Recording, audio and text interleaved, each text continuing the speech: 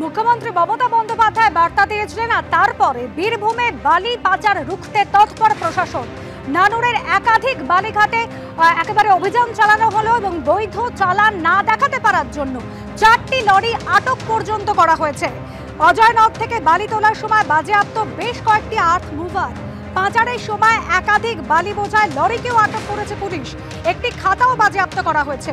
সেখানে কাকে কত টাকা দেওয়া হয়েছে সেই হিসেব লেখা রয়েছে বলে খবর পুলিশ সূত্রে।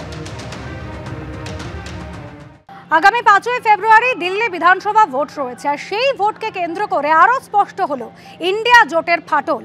দিল্লি বিধানসভায় আম আদমি পার্টি কংগ্রেসের বিরুদ্ধে লড়ছে, আর তাদেরকে সমর্থন জানাচ্ছে তৃণমূল কংগ্রেস থেকে শুরু করে সমাজবাদী পার্টি। তাহলে কি ইন্ডিয়া জোটের যাত্রা শেষ? সেই প্রশ্নই জোরালো হচ্ছে। দিল্লির বিধানসভা ভোটে কংগ্রেসের বিরুদ্ধে লড়াই করছে আম আদমি পার্টি, আর সেই লড়াইয়ে আম আদমি পার্টিকে সমর্থন করছে তৃণমূল থেকে সমাজবাদী পার্টি। অর্থাৎ কার্যত কংগ্রেসকে ভোট না দিয়ে আম আদমি পার্টিকে ভোট দেওয়ার আহ্বান জানাচ্ছে মমতা বন্দ্যোপাধ্যায় এবং অখিলেশ যাদবের দল। এই প্রেক্ষাপটে রাজনৈতিক মহলে প্রশ্ন উঠছে, তাহলে কি লোকসভা ভোটের সঙ্গে সঙ্গে ইন্ডিয়া জোটের যাত্রা শেষ? এখন লড়াই বিজেপি বিরোধী শিবিরের ভেতরেই, একদিকে কংগ্রেস আরেকদিকে বাকিরা। জল্পনার উস্কে দিয়েছে কংগ্রেসের জাতীয় মুখপাত্র পবন খেরার মন্তব্য। लोकसभा चुनाव के लिए था गठबंधन, बिल्कुल ठीक बोल रहे हैं। वो जो इंडिया गठबंधन था वो लोकसभा चुनाव के लिए राष्ट्रीय स्तर पे था। अलग अलग राज्यों की परिस्थिति के हिसाब से जो दल हैं, कांग्रेस हो या क्षेत्रीय दल हो, वो निर्णय लेते हैं कि हमें इकट्ठे लड़ना है या अलग लड़ना है। গত বছরের লোকসভা ভোটে বিজেপি বিরোধী দলগুলোর মধ্যে সবথেকে বেশি আসনে জিতেছিল কংগ্রেস, 99টি। কিন্তু হরিয়ানা এবং মহারাষ্ট্রে কংগ্রেসের ভরাডুবির পর থেকেই কংগ্রেসের নেতৃত্ব নিয়ে আপত্তি তুলতে শুরু করে তৃণমূল সহ একাধিক বিরোধী দল। সদ্য শেষ হওয়া সংসদের শীতকালীন অধিবেশনের গোটাটায় কংগ্রেসের সঙ্গে দূরত্ব বজায় রেখেছিল তৃণমূল।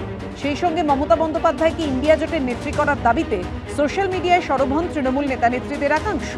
আম আদমি পার্টি তো সরাসরি কংগ্রেসকে ইন্ডিয়া জোট থেকে বাদ দেওয়ার দাবি তোলে।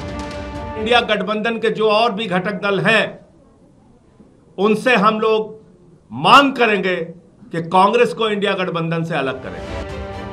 দিল্লির বিধানসভা ভোটে কংগ্রেসের বিরুদ্ধে লড়াইয়ে নামা সেই আম আদমি পার্টিকে এবার সমর্থন করল তৃণমূল। বুধবার সোশ্যাল মিডিয়ায় এর জন্য তৃণমূলকে ধন্যবাদ জানান অরবিন্দ কেজরিওয়াল। এর আগে সমাজবাদী পার্টির প্রধান অখিলেশ যাদবও কেজরিওয়ালের দলকে সমর্থন করার কথা ঘোষণা করেছেন। যে উদ্ধব ঠাকরে মহারাষ্ট্রের বিধানসভা ভোটে কংগ্রেসের সঙ্গে জোট বেঁধে লড়েছিলেন, তিনিও দিল্লিতে কেজরিওয়ালের সমর্থনে প্রচার করতে পারেন বলে সূত্রের খবর। কিন্তু ইন্ডিয়া জোটে আচমকাই আড়াআড়ি বিভাজন কেন? সেই দায় প্রত্যাশিতভাবেই কংগ্রেসের উপর চাপিয়ে তীব্র আক্রমণ করেছে তৃণমূল। এটা তো দলীয় ডিসিশন, রাজনৈতিক পলিটিক্যাল ডিসিশন। স্টেটের বিধানসভা ইলেকশনে আমরা আপকে সমর্থন করছি, কংগ্রেসকে নয়। সমস্যাটা হচ্ছে একটা ইন্ডিয়া অ্যালায়েন্স করে কংগ্রেস যদিও তার নেতৃত্বটা নিয়েছিল, কংগ্রেস তো কারোর সঙ্গে ঠিকমতো রিলেশনশিপই তৈরি করতে পারলো না। কংগ্রেসকে বুঝতে হবে যে কংগ্রেসের দলগত অবস্থান এবং কংগ্রেসের মানুষের কাছে সেই গ্রহণযোগ্যতা সারা ভারতবর্ষ জুড়ে হয়নি যে কংগ্রেস দাদাগিরি করবে। কংগ্রেসের এই ইগোর জন্যই তো কংগ্রেসটা শেষ হলো। কংগ্রেসের ইগো, মমতা বন্দ্যোপাধ্যায়কে সহ্য করবো না, কেজরিওয়ালকে সহ্য করবো না, অখিলেশকে সহ্য করবো না, এটা তো হয় না।